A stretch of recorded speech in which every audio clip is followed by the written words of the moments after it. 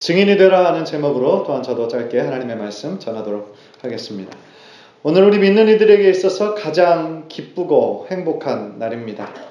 우리 예수님께서 십자가에 달려 돌아가신 이후에 약속하신 대로 사흘 만에 다시 부활하셔서 우리 모든 자의 첫 열매가 되신 날이기 때문에 그렇습니다. 만약에 부활이 없었다면 어떻게 되었을까? 참 생각만 해도 참 끔찍한 일이죠. 사도 바울이 얘기했던 것처럼 이 자리에 있는 우리가 가장 불쌍한 사람들이 될 것입니다. 부활을 믿지 않는 세상 사람들처럼 예수님은 물론 생존해 계셨지만 아주 훌륭한 성인이었다. 거기에 그저 머물러 있을 것입니다. 그러나 예수님은 그 누구도 이기지 못한 사망과 죽음의 권세를 이기시고 다시 살아나셔서 지금도 살아계시고 역사하시는 능력의 하나님이신 줄 믿습니다. 그래서 죽은 자들의 첫 열매가 되셔서 우리들에게 죽음이 끝이 아니라, 죽음이 절망과 두려움이 아니라 예수님이 부활하신 것처럼 우리도 언젠가는 다시 부활하게 될 것이라는 산 소망이 되셨습니다. 죽음이 나를 두렵게 하는 존재가 아니라 죽음 이후에는 영생의 소망을 꿈꾸며 살아가게 하셨다라는 것입니다. 그런 면에서 부활은 십자가의 완성이라고 할 수 있습니다. 십자가가 없는 부활이 존재할 수 없는 것처럼 부활이 없는 십자가도 아무런 존재가 없기 때문입니다. 그래서 복음의 핵심은 예수의 십자가와 부활입니다.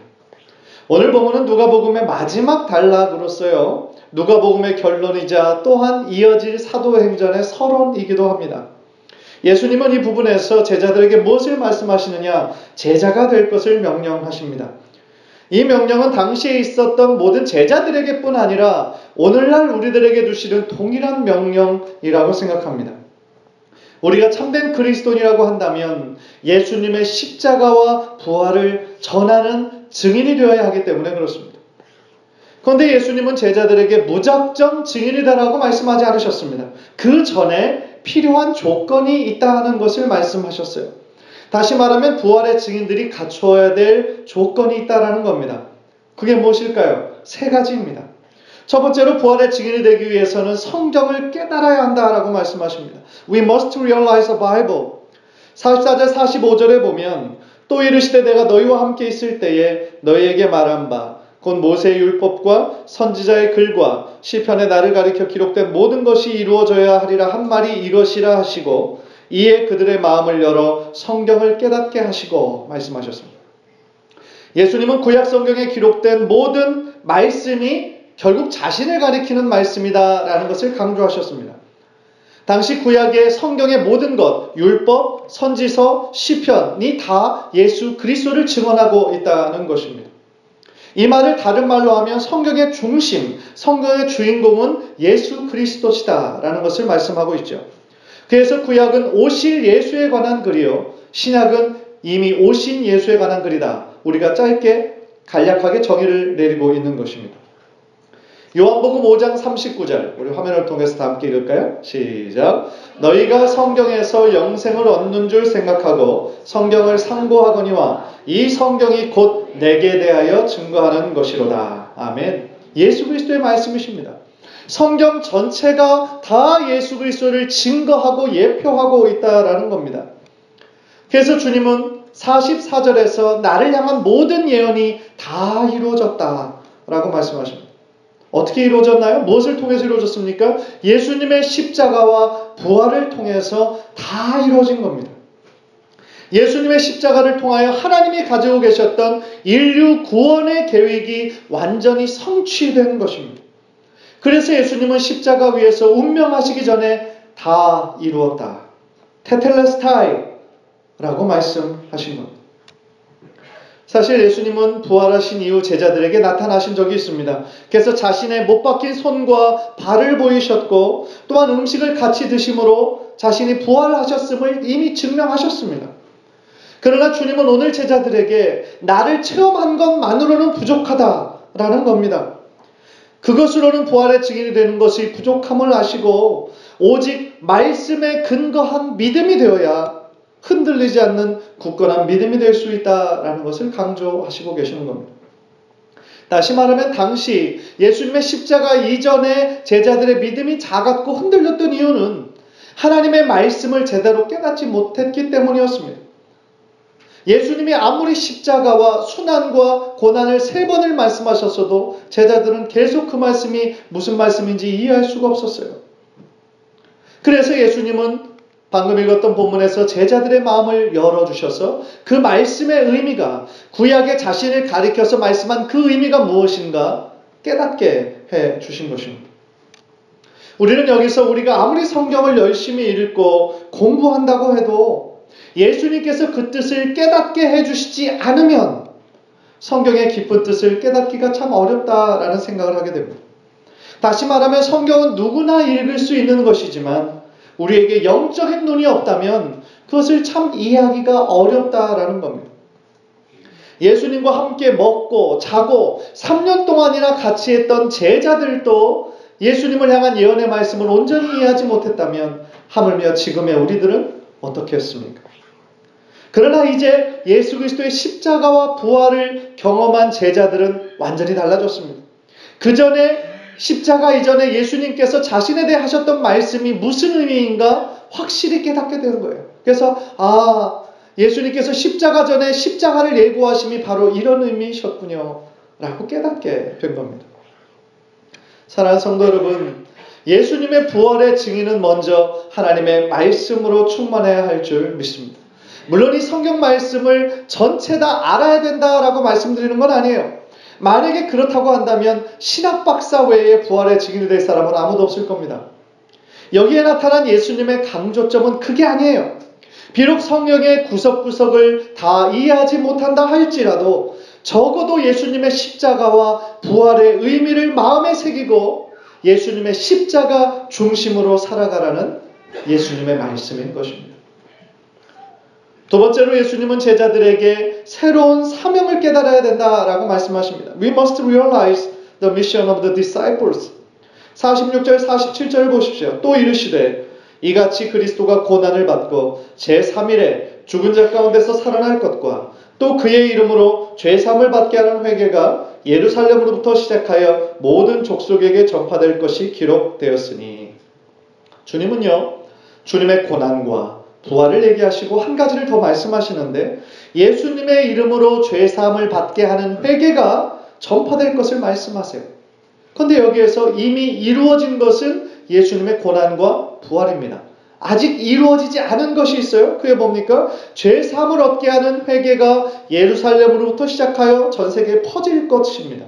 그렇다면 아직 이루어지지 않은 일, 이것은 누가 감당해야 합니까? 바로 제자들입니다. 그 일이야말로 바로 예수님께서 당신의 제자들에게 맡기신 그들이 이루어야 하는 사명이었던 겁니다. 어떻게 보면 지금 이 말씀을 하는 그 자리는 예수님께서 제자들에게 새로운 사명을 주시는 자리요, 부활의 증인으로서의 임명장을 수여하는 아주 엄숙한 자리였던 것입니다. 그리고 누가는 누가복음과 사도행전을 쓴 저자였습니다. 그래서 누가복음의 내용이 46절의 내용처럼 그리스도가 고난을 받고 십자가에 못 박혀 죽은 자 가운데서 다시 살아난 것까지가 누가복음의 내용이었다면 이제 앞으로 펼쳐질 사도행전에서는 죄사함을 얻게 하는 회개가 예루살렘으로부터 시작하여 모든 족속에게 전파될 것을 미리 말씀하시고 있다는 거죠. 그리고 그것은 바로 누구를 통하여? 예수님의 제자들의 순종을 통하여 이루어질 것이라는 겁니다. 분명한 것은 뭡니까? 구약의 예수님의 순환과 십자가와 부활을 향한 예언이 이루어졌던 것처럼 아직 이루어지지 않은 예언, 모든 회개가, 복음이 예루살렘으로부터 시작해서 모든 족속에게 전파될 것이다 라는 것도 반드시 이루어질 것이라는 것입니다. 사실 죄사함을 받게 하는 회개는 세례 요한 때부터 존재하고 있었죠. 그러나 그것은 제한된 요단강 주변에서, 그것도 제한된 유대인들에게만 일어난 일이었습니다. 그러나 이제 예수님의 십자가와 부활이 이루어짐으로 말미암아 복음을 믿고 회개하는 역사는 이제 부분 제한된 곳이 아니라 예루살렘으로부터 시작돼서 모든 민족에게로 확장될 것입니다.